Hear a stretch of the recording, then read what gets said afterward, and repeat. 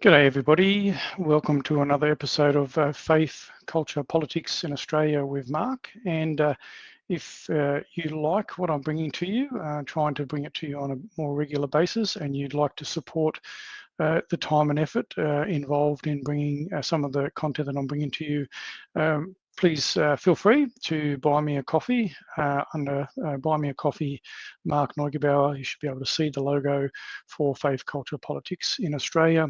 It'd be muchly appreciated. My Substack is open, but if you wanted to become a paid subscriber to my Substack, it would be greatly appreciated as well. If you wanted to see more of this and more regular content and more topics, then you can do so to be able to free me up from other paid commitments. But anyway, moving along, as you would have seen in the topic today, is Tony Burke and Anne Ali have kicked a hornet's nest for their condemnation of the March for Australia. So I'm going to have a little bit of a talk into that and cover a few little things and hopefully get your mind thinking and discerning. And as always, I'll bring you the information. It is for you to do with as you wish. I encourage you to continue to do further research of your own, form your own views and opinions. Don't just take my word for it. And certainly don't take the word of things that you're hearing from politicians, the mainstream media, our bureaucrats and so forth, because that's one of the reasons that our country seems to be in the mess it's in. But anyway, it's up to you and incumbent on you to do your own due diligence and research. And I'm open to be called out for things that I've got wrong. A platform like this is always opportunities wherever it's being uploaded to be able to do that. But anyway, let's just we'll sneak into it and get started. I'm just going to share screen. I've got a few things lined up here, so it might be a little bit clunky again, going through different my presentation and screen shares and videos and so forth. But anyway, we'll see if we can make it work for you all and make it not too clunky and make it flow a little bit. But anyway, we'll bring this up and we'll have a look at this. This media release that's come out from Tony Burke and the Honourable Anne Ali MP. So Tony Burke being the Minister for Home Affairs, Minister for Immigration and Citizenship, Minister for Cyber Security, lo and behold, Minister for the Arts and Leader of the House. And the Honourable Anne Ali is Minister for Small Business, Minister for International Development, Minister for Multicultural Affairs. And we are a multi-ethnic nation, and we do certainly love that we're a multi-ethnic nation. We have a culture, it's the Australian culture, and so we don't we shouldn't have multiple cultures, because then you end up with cultures colliding. Joint statement on publicising events planned for the weekend.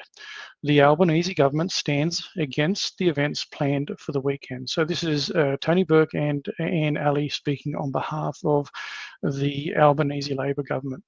All Australians, no matter their heritage, have the right to feel safe and welcome in our community. Okay, so that includes everybody else as well, Tony. So, everybody in the community should feel safe, and including those from sort of violent attacks, and Victorians are finding that out quite well as well. And there is no place for any type of hate in Australia. Yeah, I'll agree. Quote attributable, this is the quote attributable to Minister for Home Affairs, Tony Burke. There is no place in our country for people who seek to divide and undermine our social cohesion. I've played some videos before and showed you stuff that happened during COVID, and I'm pretty sure there was some bureaucrats and politicians and media that undermined our social cohesion and sought to divide the country between us and them during COVID. So I'm just a little bit confused about that messaging there, Tony. We stand with modern Australia against these rallies. Nothing could be less Australian. Well, I believe your statement is absolutely un-Australian, Tony.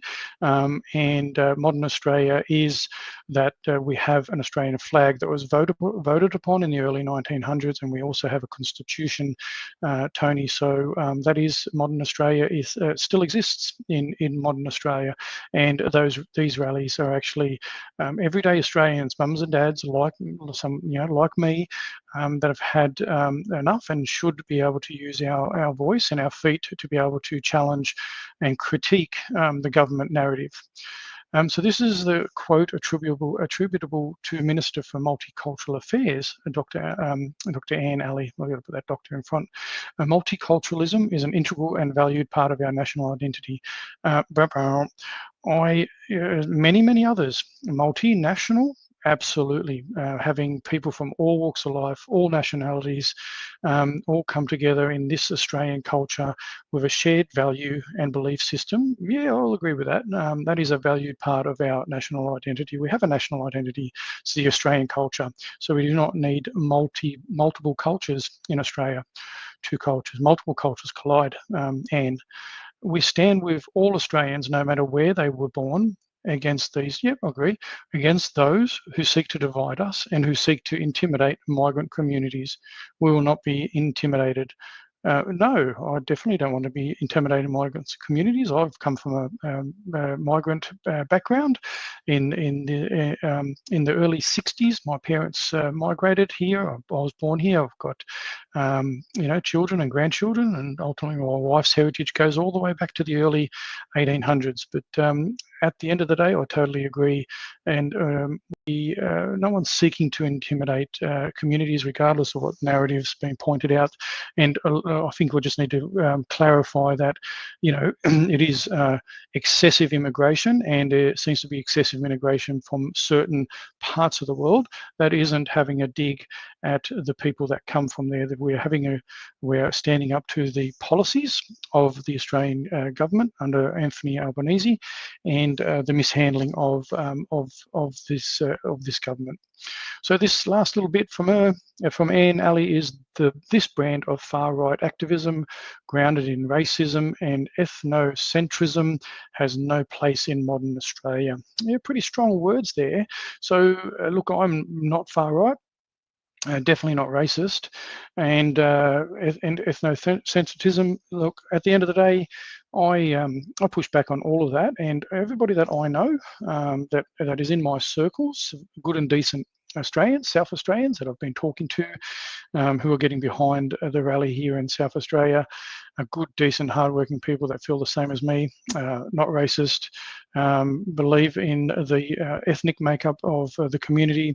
Many of us worked, have friends that are from all creeds, races, ethnicities, but ultimately we have a culture here. It's called the Australian culture, and reject the idea that those of myself and many others that I've talked to here in South Australia are attending for the sort of purposes that you expressed there, and you with that statement are creating division, and this is all part of a bigger plan, which I'll go into at the end, towards the end of this, from an article from someone that I respect, Alison Bevege, which I recommend everybody have a look at. So I believe it's all part of a much bigger plan. But anyway, let's continue reading. We have a response from the March for Australia organisers. So I'm going to read this here. So, and again, I'm not aligned. I'm not in contact with any of the March for Australia. I am in contact with one of the organisers here in Adelaide, who I have a lot of respect for. And from what I've heard, things are well planned and coordinated here in Adelaide, and that's why I'm confident about going, no matter, regardless of who's been scared away on how many people are taking up the narrative from the media and politicians. But in this response here from the March for Australia team, we stand against the Albanese government and its reckless policy of mass immigration, against their betrayal of ordinary Australians, and against their open contempt for the will of the people. This government has admitted it has failed to control the border. Net overseas migration has overshot the government's own targets by hundreds of thousands year after year. This government has failed to deport tens of thousands of fake asylum seekers. There are over 90,000 of them in the country, many with full work study rights. Tony Burke says nothing could be less Australian than these rallies, but what could be more Australian than ordinary citizens peacefully assembling to speak for their nation's future? So this is critical, people. So this is the message coming out of the March for Australia. Ordinary citizens peacefully assembling to speak for their nation's future, to claim that standing up for fair housing, affordable living, and the right of Australians to decide their own destiny is un-Australian, shows his contempt for those he is supposed to represent. Maybe Tony Burke, Minister for Immigration, is covering for his 6 property portfolio that directly benefits from mass immigration. Just going to get this out of the way for a second so you guys can see that. Australians are tired of being lectured by ministers who enrich themselves in property while telling young families to squeeze tighter, pay more and stay silent.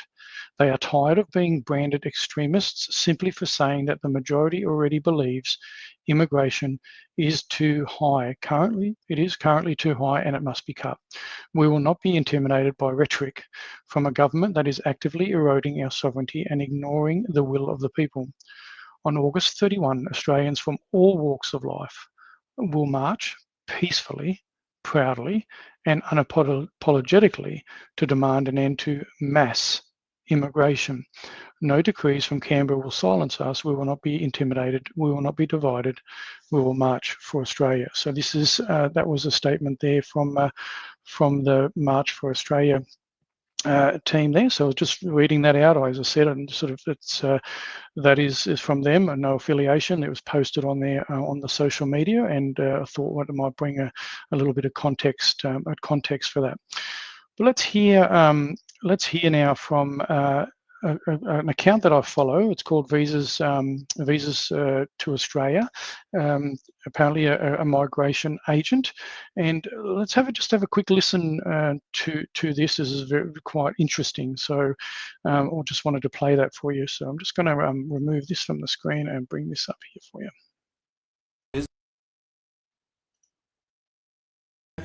Has allowed terrorists to come into Australia and commit terrorist acts on Australian soil. Australia's best and brightest at ASIO, our intelligence agency, has provided advice to Albanese that the 2 firebombing attacks on Australian Jewish properties, and maybe more, were direct terrorist attacks on Australian soil orchestrated by the Iranian Revolutionary Guard. How did this happen? This is a letter from Penny Wong, Mark Dreyfus and Claire O'Neill, June 2024, explaining in weasel words why the Albanese government would refuse to work with the opposition to list the Revolutionary Guard as a terrorist organisation. And now where are we today? My country, our country, is under threat because our Foreign Minister Penny Wong and the Labor government is complicit in failing to declare the Iranian Revolutionary Guard as a terrorist organisation before this even happened. Our own government has sold us out. Yes, some may be homegrown terrorists, but certainly there are those who come here on visas, including refugee and other visas. And the government's very weak response? Well, we evicted the Iranian diplomats from Australia, but is that really enough? From a migration law perspective, anyone who supports a terrorist organisation can have their Australian citizenship revoked if they're a dual citizen. Further, permanent residency can and should be cancelled and other visas cancelled, such as in the case of Mona Zahed, a Palestinian national who in support of Hamas. But the government only cancelled the visa after public outcry when this became a media spectacle. It begs the question, how many people supporting Hamas have been let in by the Australian government without the media knowing about it? Why is it up to the media to find out the links between people coming here to Australia on visas and Hamas? Isn't that the job of the Department of Home Affairs? Week after week, with the pro-Palestine protests, individuals amongst them are utilising this to further promote terrorist organisations and ideologies. I'm distinguishing those who are protesting, which you have a right to do here, versus those individually who are supporting terrorist organisations. At almost every single pro-Palestine protest, you see these flags. Palestine flags, Hezbollah and Hamas flags, Taliban flags, and also some ISIS flags too. I don't care which side of the fence you sit on regarding the Israel-Palestine conflict, Hamas is a declared terrorist organisation. I'm not taking sides on the Israel-Palestine conflict. Both sides have suffered incredibly. What I'm against as a migration agent, as an Australian, is that terrorist organisation flags of Hamas are being flown in Australia. What I'm against is signs of the Iranian leader, the man whose Iranian Revolutionary Guard orchestrated the attacks on Australian soil, his sign is being held up at pro-Palestine rallies. I'm a registered migration agent whose job it is to bring people to Australia who benefit this country. I'm the son of 2 migrants who came to this country to make it home. I have worked in this immigration industry for 10 years now and have to ask these questions. How is our government so weak and woke that we allow terrorist flags to be flown freely at our protests while those holding up the Australian flag are arrested? How did our migration system let these people in the first place without undertaking much stronger checks? What steps is the government doing to strengthen Australia's national security interests against future threats, especially in terms of migration and visa grants?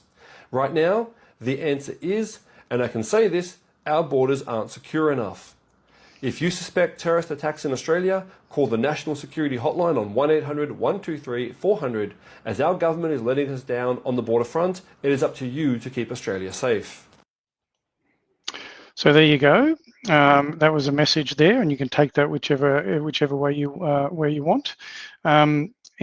Just going to move on a bit here, because I was going to talking about the flags, and it'll be interesting to see whether when other protest groups turn up on the 31st on Sunday, whether they'll be removed when the March for Australia is clearly about Australia, or people flying Australian flags.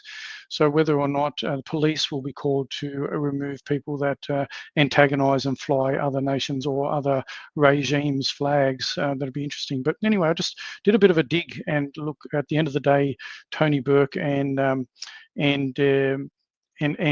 Ali can call up and let me know if we've got this wrong with my search, but neither Tony Burke MP nor Anne Ali MP publicly condemned the presence of terrorist-linked flags or sympathisers at the pro-Palestine march on the Sydney Harbour Bridge in August 2025. Tony Burke, as Home Affairs Minister, described the protest as a good statement, well made and well heard, emphasising that the vast majority of participants were there for legitimate reasons related to the humanitarian crisis in Gaza. Sure, and absolutely terrible what's happening in Israel and Gaza, but let's focus back on our own homegrown soil and the safety here in our country. He acknowledged some ridiculous signs, such as images of Iran's Supreme Leader Ayatollah Ali Khamenei, but argued these isolated elements from a small number of individuals should not detract from the overall peaceful and positive nature of the event. No records were found of him specifically addressing or condemning terrorist-linked flags, example black and white Islamic flags associated with jihadist groups or sympathisers. No public statements or responses from Anne Ali MP regarding the march or its controversial elements were identified in available sources. So that's where it is, and ultimately they can get in contact with me and tell me if they have made a media statement condemning those actions. And this is the thing, right? So on one hand, they're aware that there's extremist elements in there in the crowd, and on the other hand as well, we have indicated since this march started getting traction, many commentators have indicated that this is a peaceful march with Australian flags from every walks of life. Now, if there's some agitators in there, we can't be responsible for that, and they should be called out. And I believe many people will call them out publicly in media and that as well, and they should be acted upon. So that's exactly the same thing. So what the messaging should be is that if Australians have come out peacefully and march peacefully with their flags to make a statement, the statement should be we encourage that, and because that is the democratic right for people to do so. But you can see the hypocrisy between supporting one group of people protesting and obviously another group, and this has been massively politicized. So anyway, that is just where I'm at with it. But let's have a look at a statement here from Pauline Hanson, just in regards to migration, seeing we're on this topic. So I'm going to just read this out for you as well. So this is a statement from a media release from Pauline Hanson. Another 175,000 people left for the PM to expel. The expulsion of Iran's ambassador has renewed pressure on Prime Minister Albanese to expel 75,000 foreigners in breach of their visa conditions and 100,000 asylum seekers whose claims have been rejected. One Nation leader, Senator Pauline Hanson, said now that it was revealed that Prime Minister could expel rogue individuals who terrorise Australian citizens, he should exercise his powers to expel rogue foreign nationals who break the law or arrive in Australia illegally. It's supposed to be a privilege to come to Australia, to live here, not an entitlement, Senator Hanson said. We know there are about 75,000 foreign nationals currently in Australia despite being in breach of their visa conditions, and another 100,000 asylum seekers who arrived here illegally, whose claims have been rejected and who have been told to go home. If the Prime Minister can send a senior diplomat packing for committing crimes against Australia, he can do the same for these 175 foreign nationals in breach of the law. No foreign national must be allowed to remain in our country if they break the law, and anyone who attempts illegal entry must be sent packing immediately. We must not take any risks with the safety of the Australian community, the integrity of our borders, or the rule of law. Senator Hanson also called on the Labor government to enforce the official advice to Australians not to travel to Iran. We can't help ignorant people who ignore credible advice, and no assistance should be provided to people who do, she said. There should also be a complete halt to travel visas being issued to Iranians and no extensions provided to those already here. Radical Islam has no place in Australia.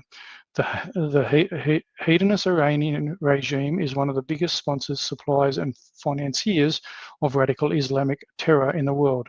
We must do all we can to isolate the regime and limit contact with Iran. And media release from Pauline.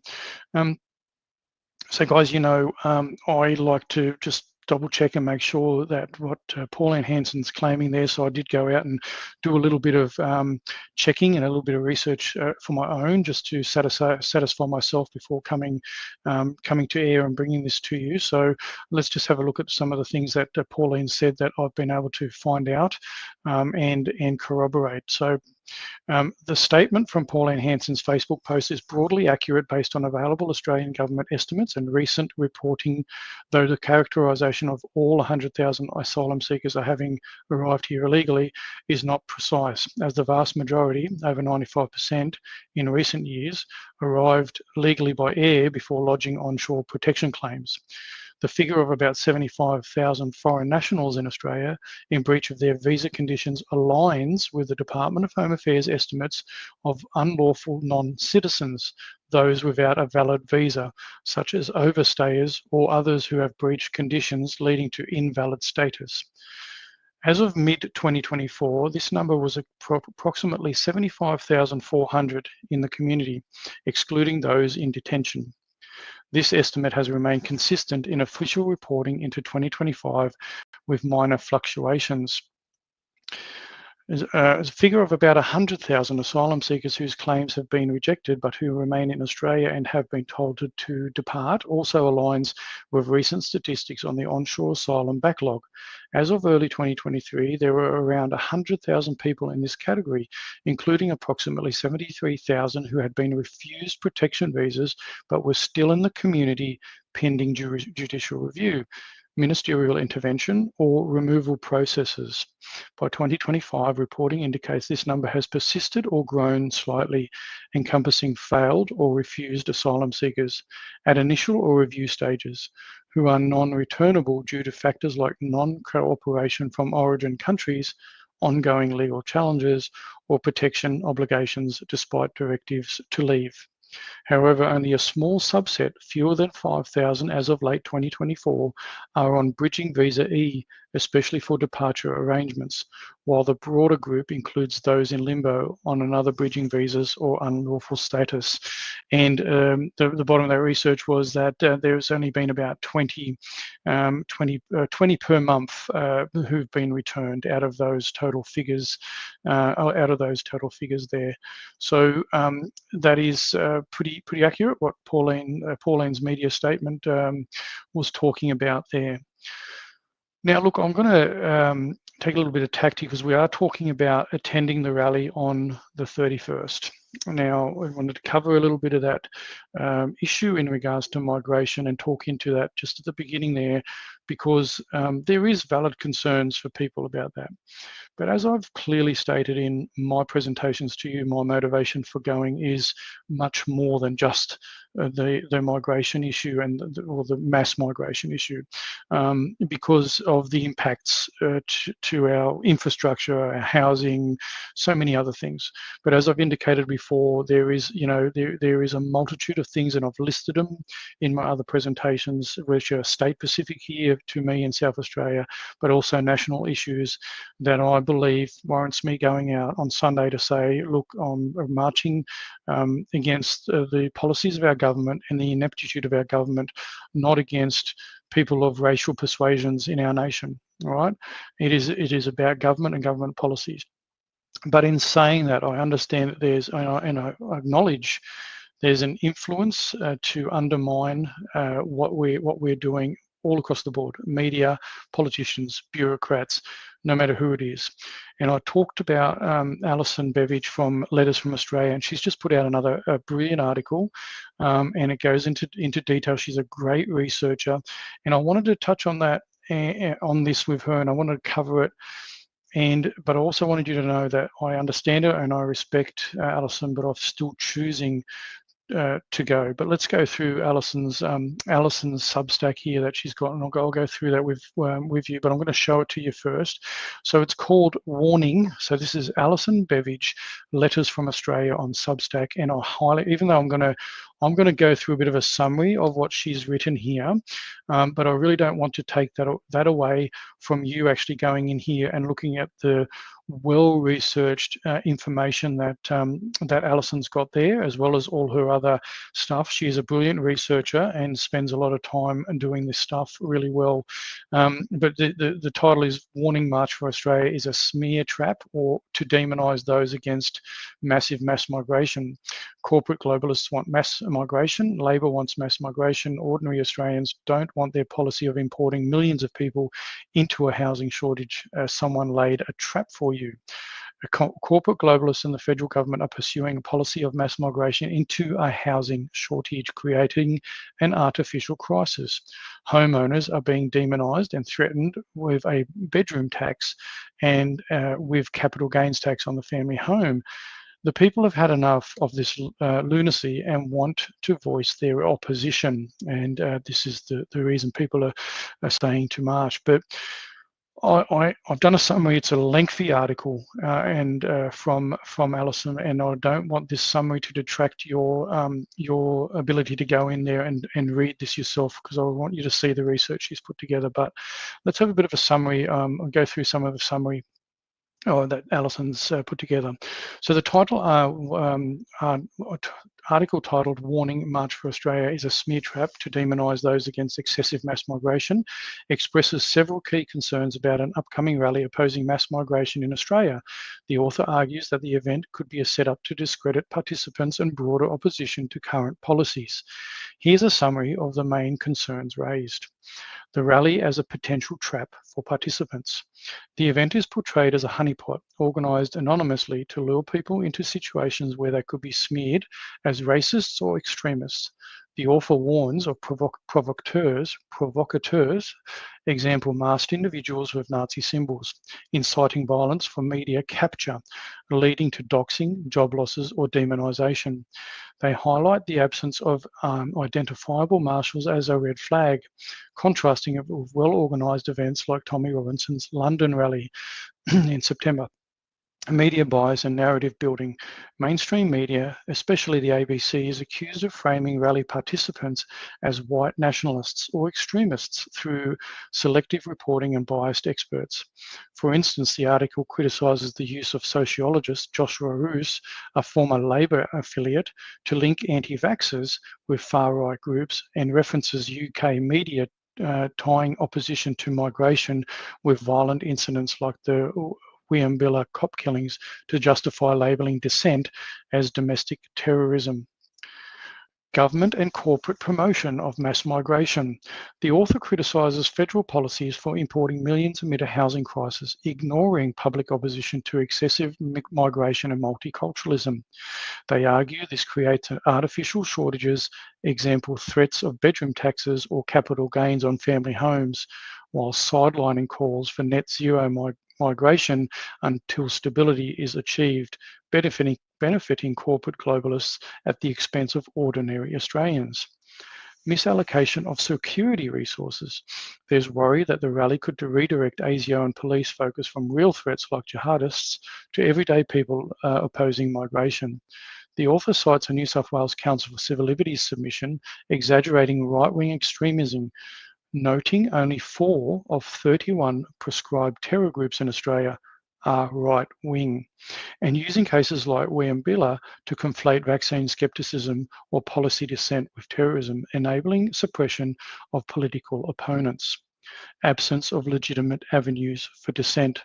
The piece laments the lack of safe, transparently organised platforms for voicing concerns about national identity, the flag, and history without smear risks. It suggests powerful interests are amplifying the rally's visibility to trap participants, similar to how COVID vaccine injury stories have been suppressed, and calls for a genuine alternative rally led by known figures. Overall, the concerns centre on manipulation by media, government, and hidden actors to silence debate on migration while escalating tensions. So that was just a summary. And as I say, I really encourage you to check out Alison Bevege's Substack, Letters from Australia, and read the full, well-researched article there. And as I go on now, I'm just going to play a little clip because I do feel the same as the sentiments expressed in this clip by a podcaster that I follow, Two Worlds Collide. I'm going to play that for you and then just talk into that shortly. So let's bring that up for you and play that for you. Are going to have to accept Hitler in their hearts, in their schools. What? They're going to have to accept Hitler. We're not going to disown Hitler. They're going to accept Hitler.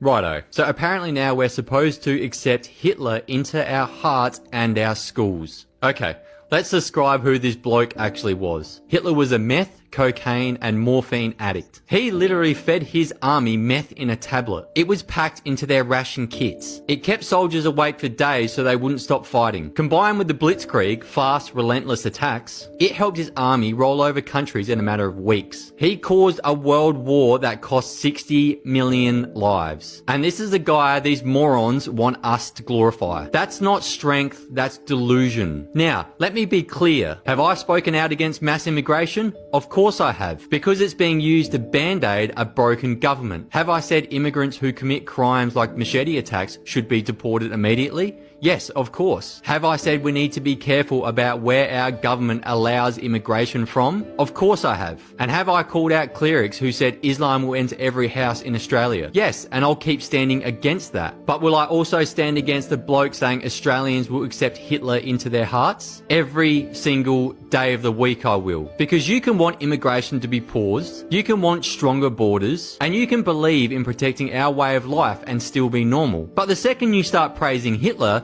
that's not normal. That's extremism. And here's the irony of it all. That flag they're standing in front of, well, that's the same flag carried by Australians in World War II against Hitler.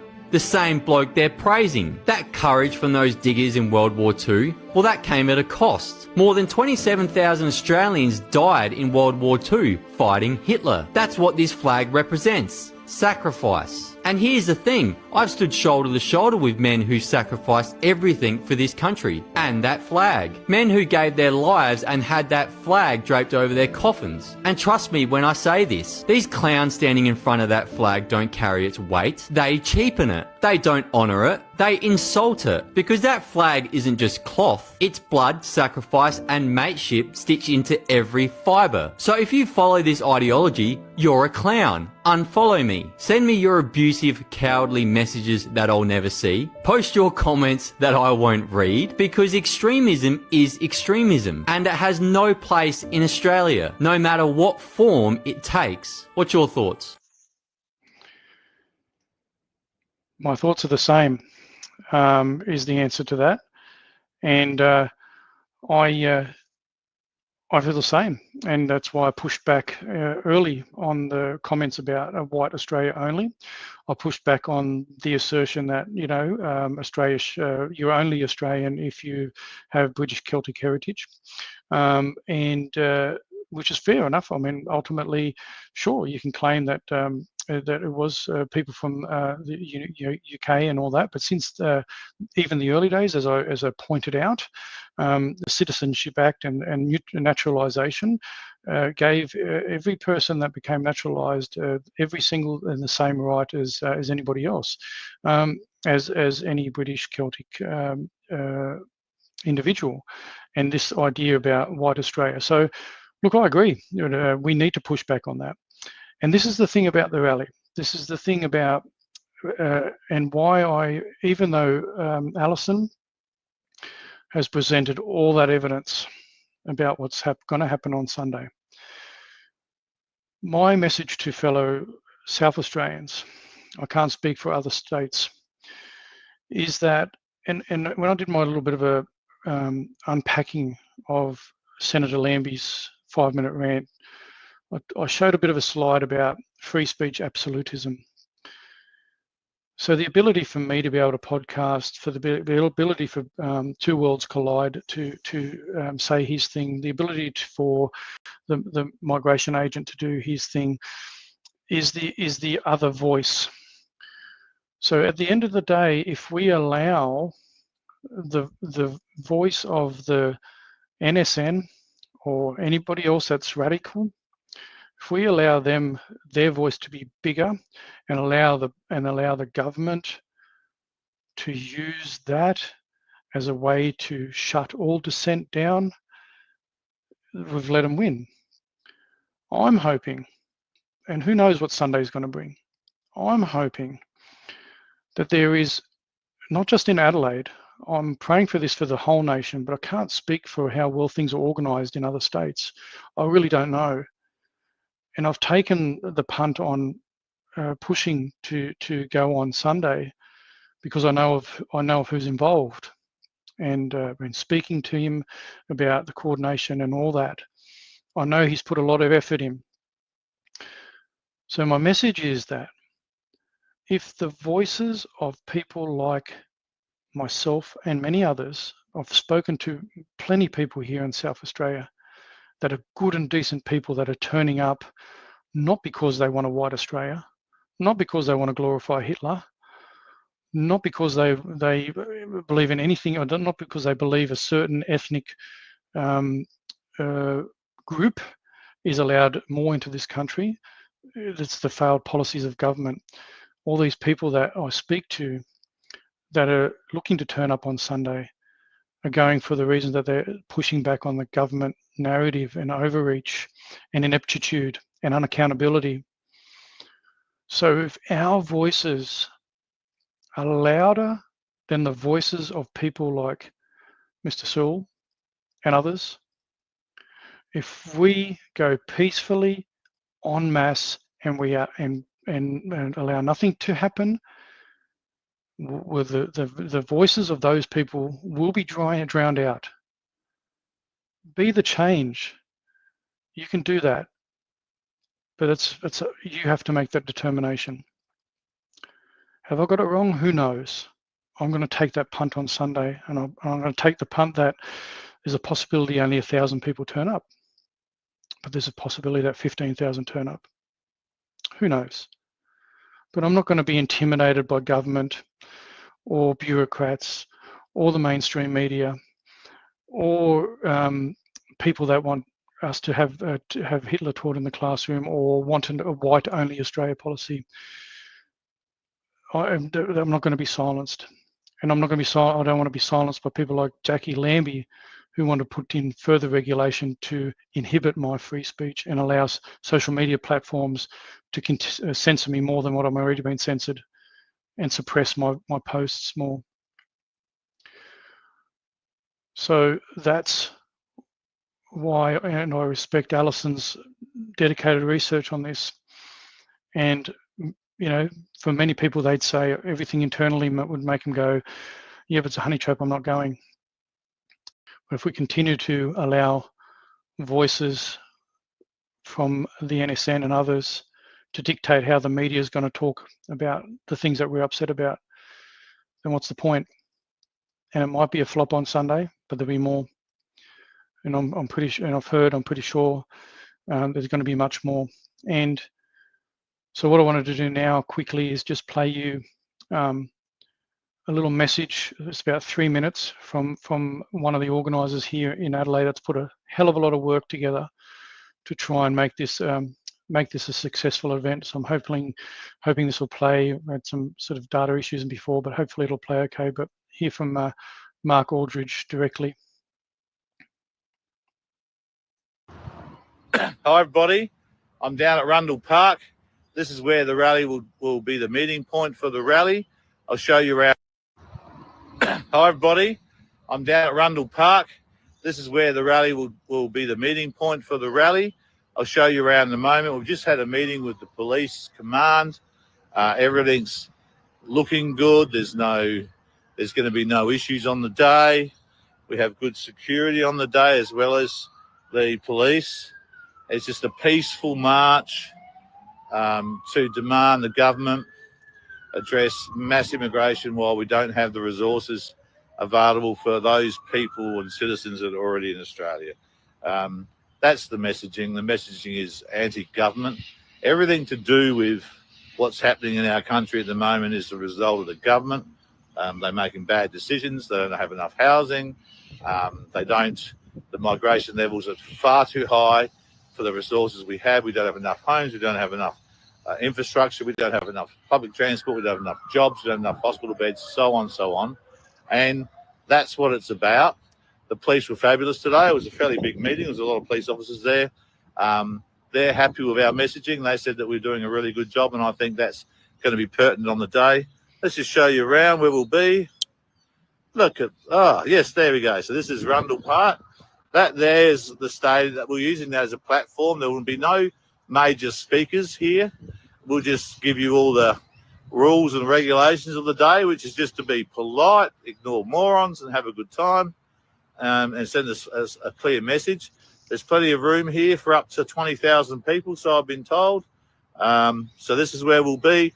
There's car parking up here. You can take buses in, trains in, trams in, whatever you want to do. They come down to this area as well. It's just up from the old RAH. So it's a corner of East Terrace and North Terrace.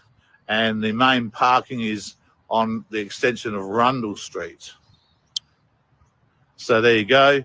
It's going to be a really, really good day. The weather is going to be good. Doesn't matter. I don't care what the forecasts say. It'll be a fabulous day. Bring your Aussie flags, dressed in the green and gold. Let's show the Australian government that we are not happy. Let's do that in a peaceful and fun manner. We'll have some great music playing. We'll have some great speakers to educate you on some of the issues and facts and figures relating to the damage mass migration does when it's not fettered with available resources. So really good. I think South Australia will lead by having the best rally with the most people and without any issues at all. We'll march directly down North Terrace. When we get to the, because the footy's on, which is a bother, I didn't know that. So when we get to North Terrace, we'll turn right and we'll be on the wrong side of the road. We'll march down, then cross the road into Elder Park, where we have music again, Australiana music, some really good stuff, to be honest, a bit of entertainment for you all. And at that level, we'll have 4 speakers only, giving you 2 to 3 minutes each on what's been going on and how we can counter it. And then we'll look at and talk to you about the future of protesting for these types of topics here and some of the various topics that we could cover into the future, because it's time for Australians to stand up under our beautiful flag and have a say and send a very strong message to the government And if they don't listen, we'll be back here again to do it all over again. There you go. Thank you, guys. Hi, everybody. So there you go.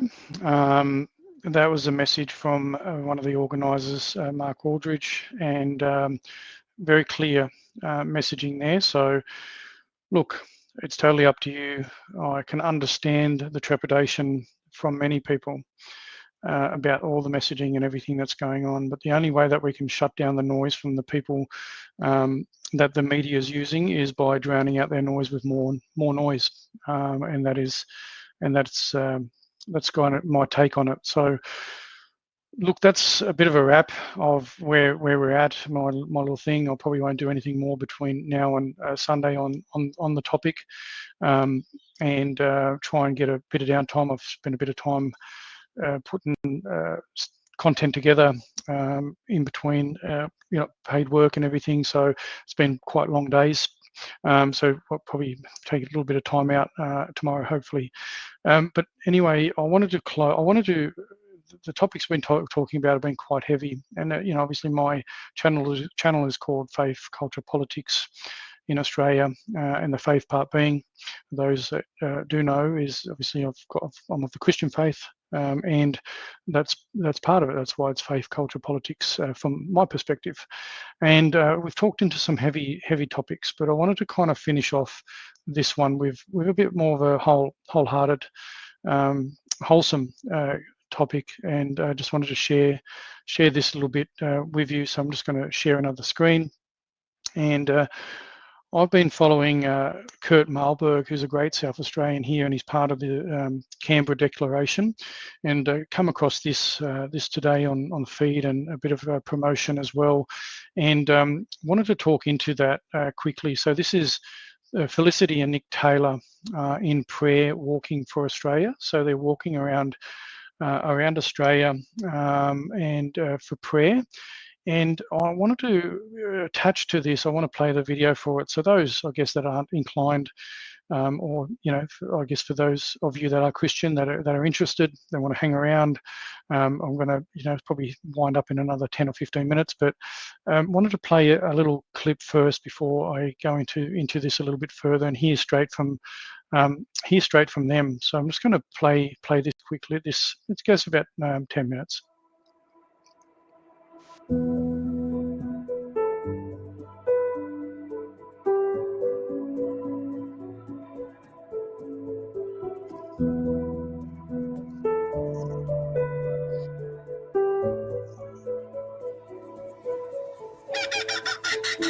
Well, I had this dream just drop into my heart about 4 years ago, and I was talking to a friend, and I just was feeling something in my spirit. It's hard to explain.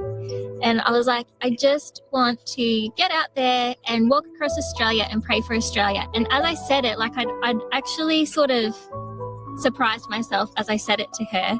And so I thought about it and prayed about it for a few years, even before I said anything to Nick, because I was worried that he would think it was too crazy.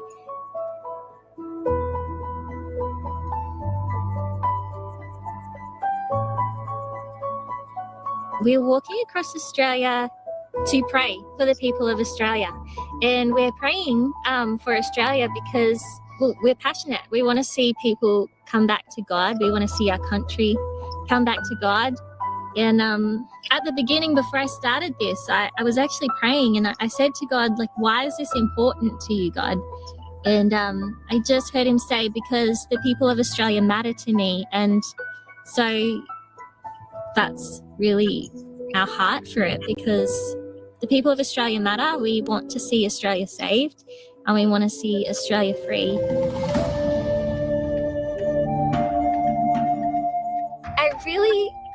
I really felt like God was saying, do this with a donkey. And so that's why we have the donkey. She can be slow, which is very challenging. At the beginning, she actually wouldn't walk sometimes. And there was one day where I was stuck on the road in the heat. I think it was like 40 degrees. And she just wouldn't move. And I nearly released her back into the wild then.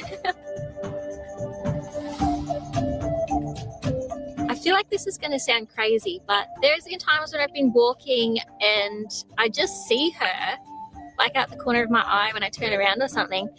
And I feel like there's been times where she is representing the church, and I feel like a very overwhelming love that is not my own. And it's not necessarily for the donkey, but it's like it's feeling God's love for the church. And how frustrating we must be sometimes to God. Like, I've even said that to him sometimes when I'm trying to pull her along. I'm like, God, like, surely the church is not like this frustrating to you, but we probably are.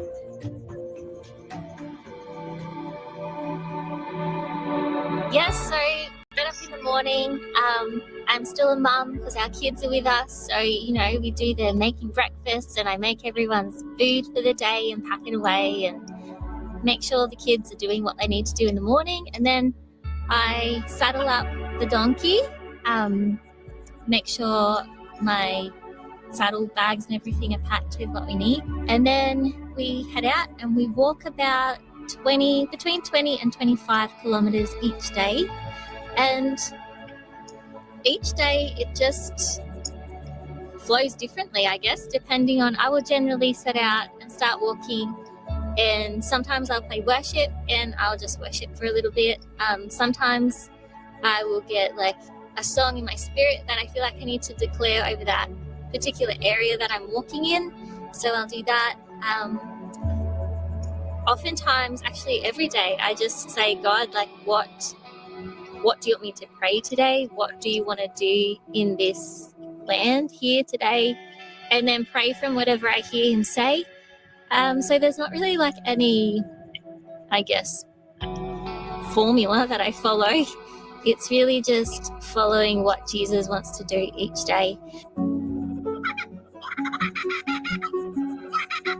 I mean, being on my feet all day, from like the moment I get up to the moment I go to bed at night is just a lot. Like, especially the first couple of months, I would just be aching. Sometimes I would be standing up at night in the kitchen cooking or something, and I'd just be crying because I was so exhausted and in so much pain, but I couldn't sit down. And it felt overwhelming. So it was a bit exhausting and overwhelming. And I still have days like that, but I definitely feel like my body has gotten used to that.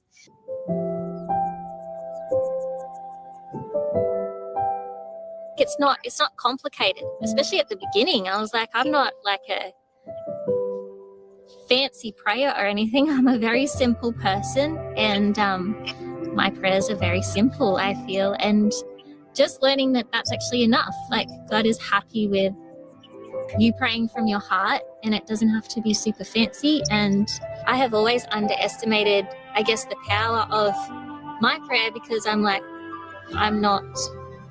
like a somebody. So I've doubted, I guess, the weightiness of my prayers, but it's not about that. It's about who you're actually praying to. It's about the God that you pray to. It's not about you. God hears you. The Bible is true about what it says about prayers, that our prayers of righteous people, they're powerful, they're effective. And even in Revelation, it says that the prayers of the saints are like, they're in like golden bowls of incense. And that's actually a powerful picture of prayer and how treasured it is to God.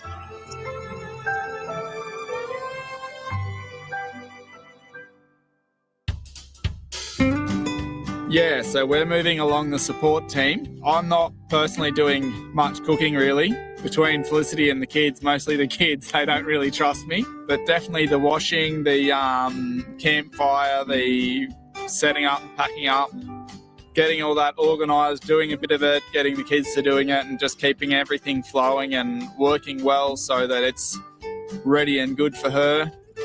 So when she gets home, she doesn't have a list of things to do.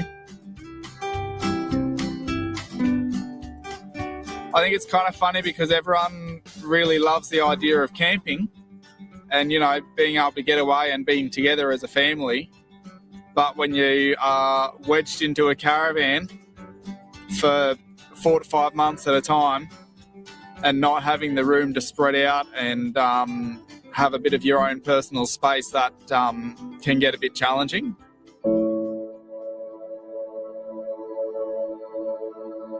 having communion as a family.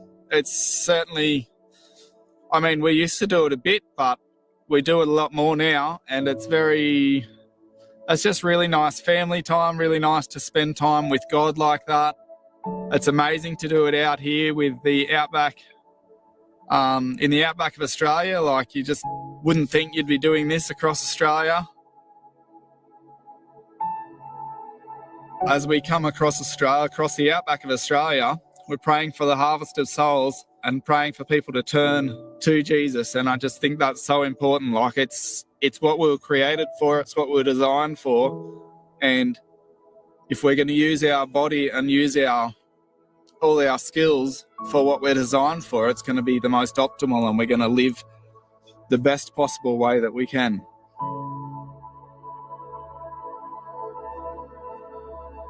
If I could say something to everyone in Australia, I would say whatever your gifts and talents are, God has created you and God has put that in you. And God has done that so that you can use that to worship Him and to love Him. And that's what we were designed for. And we're actually going to find the most joy and the most completeness in doing what it is that we were designed for.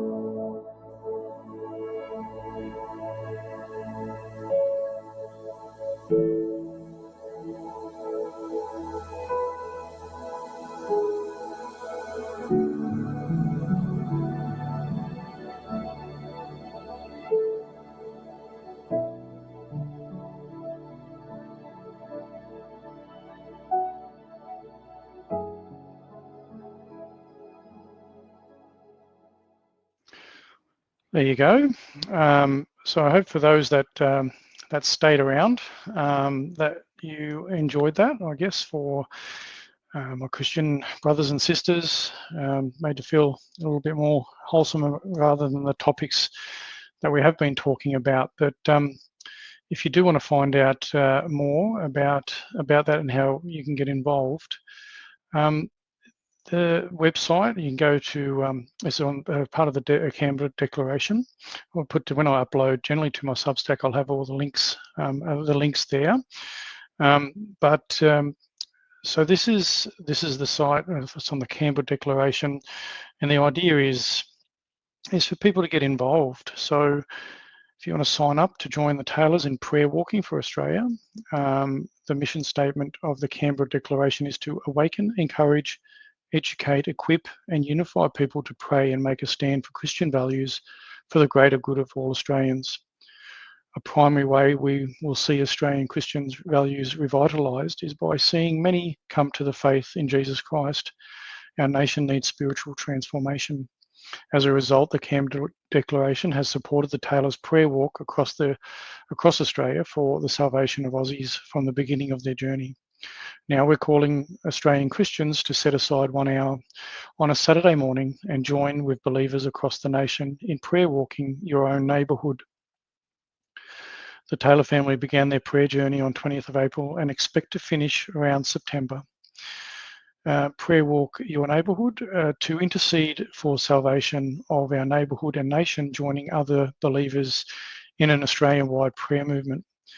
So it's every Saturday morning until the Taylors complete their journey around September, which is anticipated. And the time is from 10 to 11 Australian Eastern Standard Time, 9:30 to 10:30 South Australia and Northern Territory, 8 to 9 a.m. in Western Australia. And to get the Zoom link, you sign up to the mailing list below to receive the Zoom link. So, and that is on the canberradeclaration.org prayer campaign, Felicity and Nick Taylor prayer walk. So I hope that was a little bit of a lighter topic to finish up on. There's a lot of heavy stuff that we're talking about. There's a lot of division in our nation. There's a lot of healing to be done.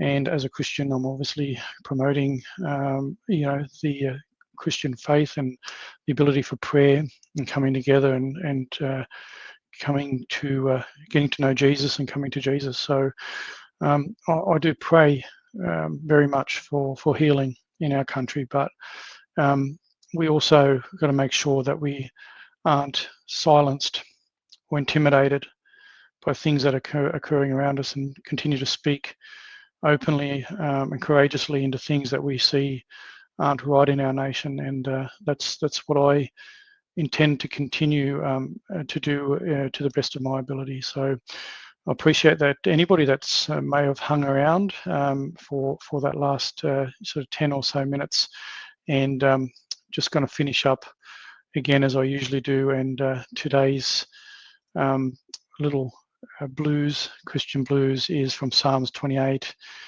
Hear my cry, O Lord. So anyway, wishing you all the best, and God bless Australia. Yeshu Malka.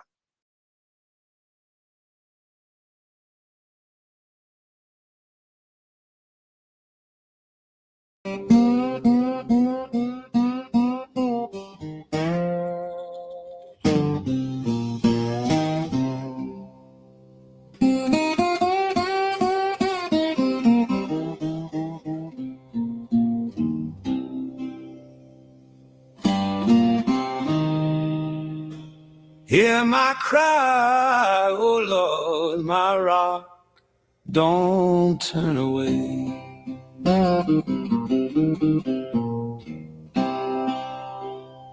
If you stay silent, I'll fade to the grave. I lift my hands toward your holy place, longing for mercy, for the light of your face.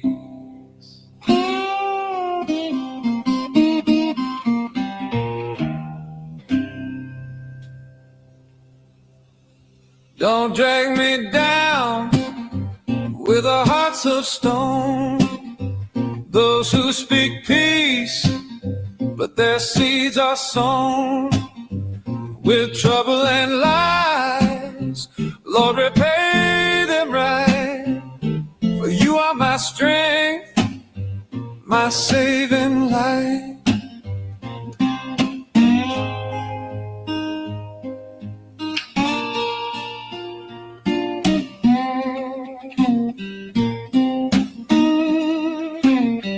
Blessed be the Lord, He has heard my plea. He is my shield, my sure victory. The hearts of His people He lifts, He defends. I'll shepherd forever to the very end. Save your flock, Lord, carry us through. Lead us forever, faithful and true. In every storm, in the darkest night, hold us close in your guiding light. Don't drag me down with the hearts of stone, those who speak peace, but their seeds are sown with trouble and lies.